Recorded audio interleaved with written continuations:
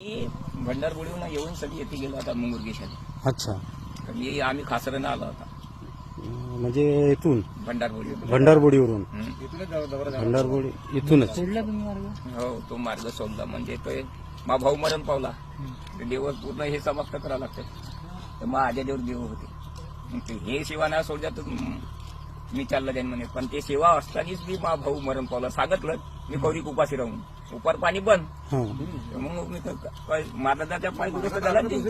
आपण का करू शकत ना. नियम न चालला तर ते सेवा चांगली हो. जादू तोंडा ना लागेल काही नाही त्या मार्गात. हो, बाबा आले होते तर इकडं मात्याबाईचं घर आहे. तर चाय पिवायच्या मशीन पाठवून हात फिरून दिलं तर मशीन दूध दिलं होतं. दुपारच्या वेळेस कुठे देते का मशीन दूध दिलं होतं.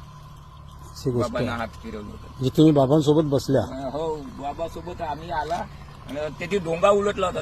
डोंग्यातले लोक बी उलटले वाले वाचले वाले जे डुबलेवाले बी वाचले. हो. तुम्ही त्या दौऱ्यात होत्या हो हो प्रत्यक्ष. हो हो. तुमचं नाव? असा डोंगा जाते म्हणून मी तिथे पाय ठेवतो. तुमचं नाव रामप्रसादजी शेरकी. रामप्रसाद नामदेवजी शेरकी. हं. ही शेरकी आडनावच आहे का तुमची? शेरकी म्हणजे आडनाव असं. जी आम्हाला असा वाटला की शेळ्या वगैरे चारत असतील म्हणून त्यांना टोपण नाव नामदेवजी शेरकी म्हणत होते, असा वाटला आम्हाला. आडनाव शेरकीच आहे आमचं. अच्छा, खूप छान.